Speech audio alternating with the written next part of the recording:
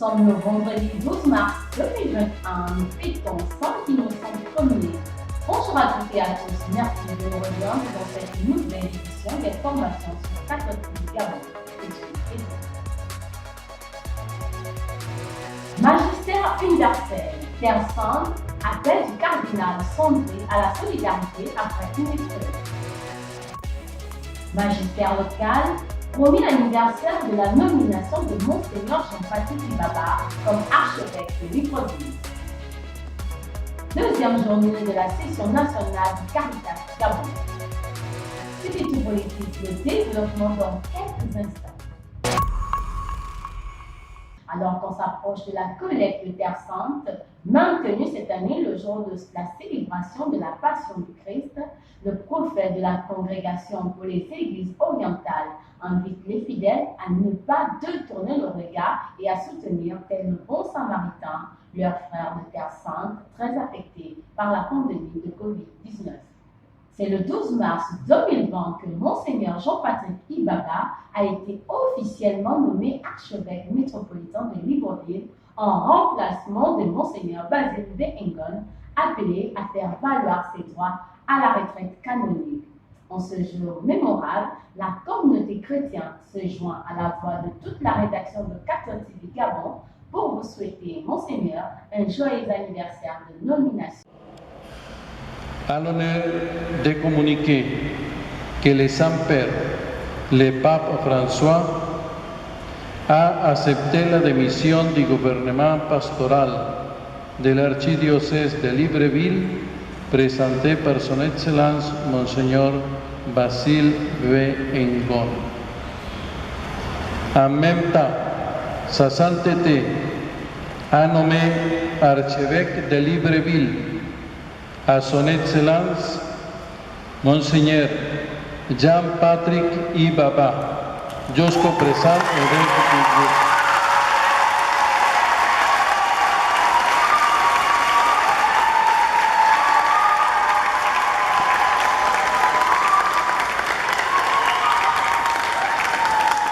Au Gabon. Excellences et chers confrères dans l'épiscopat, chers frères dans le sacerdoce, révérentes sœurs, révérends religieux, chers frères et sœurs dans le Christ. L'Église qui est à Libreville est dans l'allégresse. Elle jubile. C'est depuis 4 ans que ce jour est attendu. Aujourd'hui, selon le dessein de Dieu, notre Père, ce jour est arrivé. Son Excellence, Monseigneur Jean-Patrick Ibaba, évêque de Franceville, a eu la confiance du Saint-Père, le Pape François, qui le nomme, comme vous venez de l'entendre, archevêque métropolitain de Libreville. Monseigneur Jean-Patrick est le pasteur dont notre diocèse a besoin aujourd'hui pour poursuivre son évangélisation. Il continuera à prêcher avec conviction, comme il le fait déjà, la bonne nouvelle que Jésus est ressuscité, annonçant le kérigme avec assurance. Du Gabon rend grâce à Dieu pour cette nomination, rend grâce au pape François et bien sûr rend grâce aussi à la nonciature qui vient de nous apporter cette bonne nouvelle. Et en même temps, la conférence épiscopale rend un vibrant hommage à son Excellence Monseigneur Basile V. Engon, archevêque de Libreville jusqu'à maintenant, et en même temps souhaite une agréable bienvenue à son Excellence Monseigneur Jean-Patrick Ibaba comme archevêque de Libreville. Chers frères dans le sacerdoce ministériel, chères religieuses, chers frères et sœurs dans le Christ, chers parents, amis et connaissances, c'est une action de grâce qui monte de mon cœur ce matin. Une action de grâce pour le choix de ma modeste personne comme nouvel archevêque métropolitain du diocèse de Libreville et de fait successeur de Monseigneur Jean-Jérôme Adam, de Monseigneur André Fernand Anguillet, de Monseigneur Basile Bengon, mon prédécesseur immédiat. Merci au Seigneur qui, depuis toujours, dit de mes pas et m'associe à sa mission. Merci à notre Saint-Père, le Pape François, pour cette marque de confiance. Merci pour le travail du nonce apostolique et de toute son équipe. Et merci également à la conférence épiscopale du Gabon. Et encore une fois, à Monseigneur Basile pour le travail accompli. Société. À la demande de son Excellence Monseigneur Mathieu Madéga Léboquéan, évêque de Mouila et président de la conférence épiscopale du Gabon, ce vendredi 12 mars 2021, à travers nos Eucharisties, chapelets, adoration, méditation personnelle, communautaire ou familiale, toute l'Église du Gabon est appelée à prier pour les victimes des explosions de la base militaire de Point Thomas à Batan en Guinée équatoriale, d'une part. Monseigneur Jean-Vincent Ndoyene se trouve actuellement en Guinée équatoriale pour cette union de prière. D'autre part, les chrétiens sont invités à prier pour les tremblements de terre ressentis dans les localités du pays et Sao Tomé et Principe. Deuxième journée de la session nationale de Caritas Gabon. Pour ce deuxième jour de la session nationale de Caritas Gabon, à la paroisse Sainte-Denise de Mindoubé, les activités se sont déroulées autour du thème lié à la dimension communautaire de la gestion financière à la lumière de la parole de Dieu.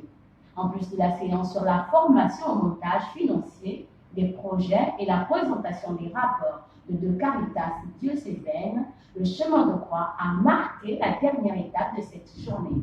Regardons quelques extraits de ces moments. Et à travers l'accueil et la défense de la vie humaine, la vie des saints matinels comme la vie abandonnée rejetée, elle s'est pensée sur les personnes abattues qu'on laisse mourir au bord de la route en reconnaissant la dignité de ce que Dieu leur avait donné. Elle a fait entendre sa voix aux puissants de la terre afin qu'ils reconnaissent leurs fautes face au crime, de la pauvreté qu'ils ont créée eux-mêmes. La miséricorde était pour elle le sel qui donnait de la saveur à chacune de ses œuvres et la lumière qui éclairait les ténèbres de ceux qui n'avaient même plus de larmes pour pleurer leur pauvreté et leur souffrance.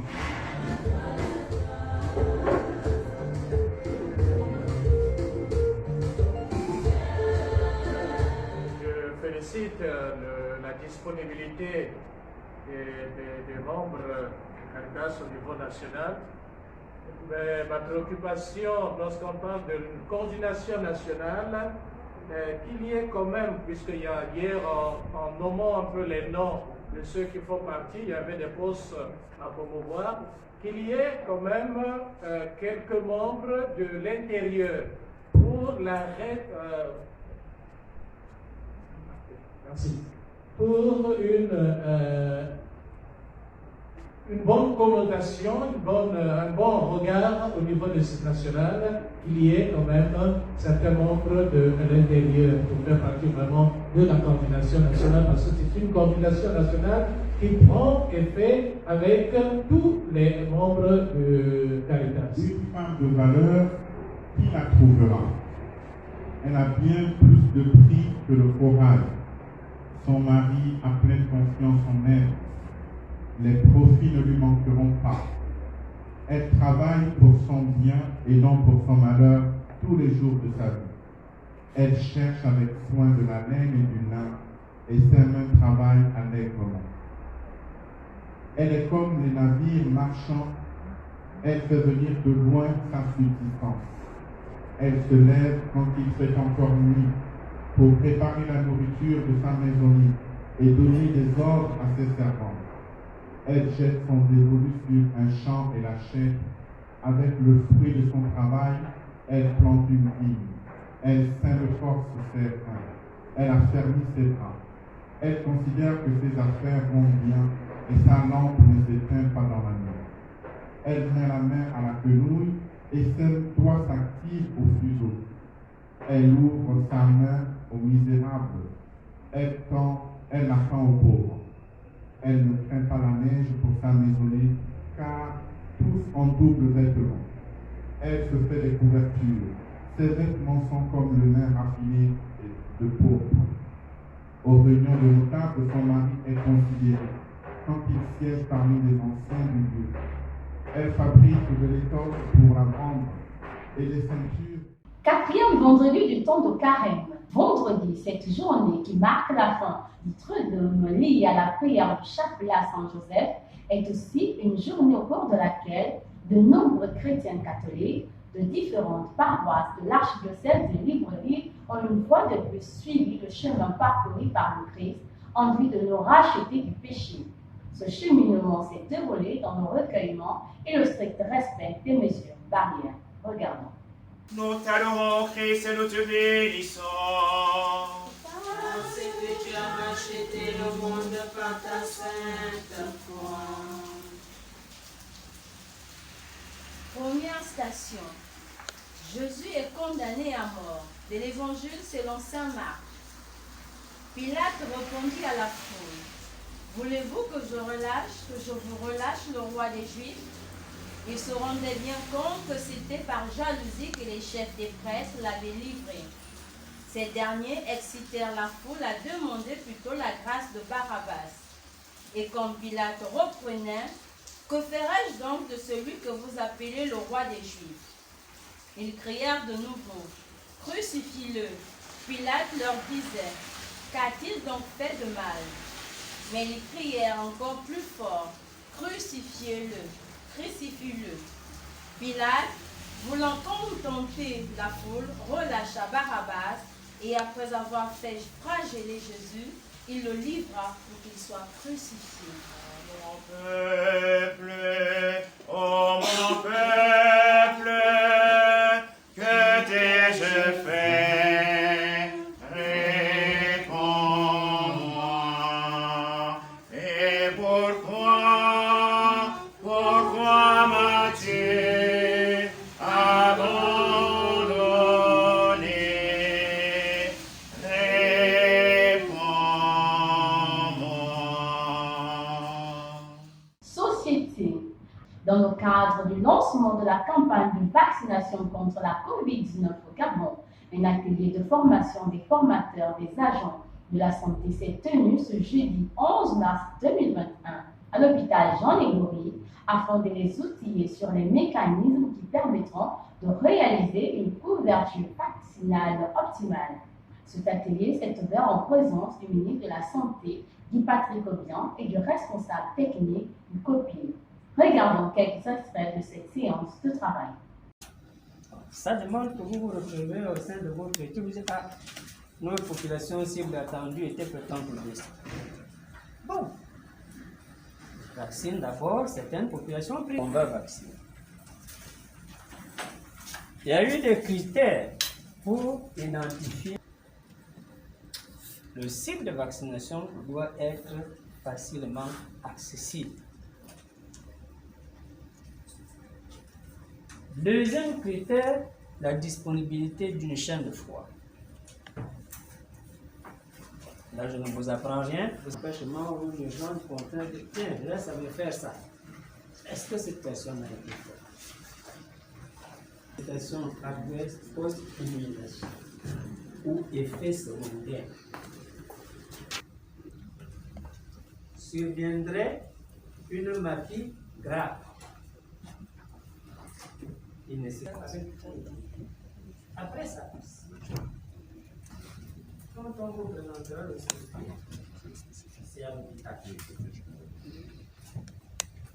avec des mesures barrières. Chez mes enfants, j'en ai volé l'hôpital de campagne, l'hôpital d'instruction des armées Beau, l'hôpital d'instruction des armées d'Akanda, l'hôpital de la coopération sino-gabonaise et l'hôpital de la coopération égypto-gabonaise. Sur les sites de vaccination, je vous disais qu'elle est vraiment complémentaire de la... Et ça amène en fait à revoir notre fonctionnement en termes de vaccination. Donc nous allons essayer vraiment d'être pratiques. Ok.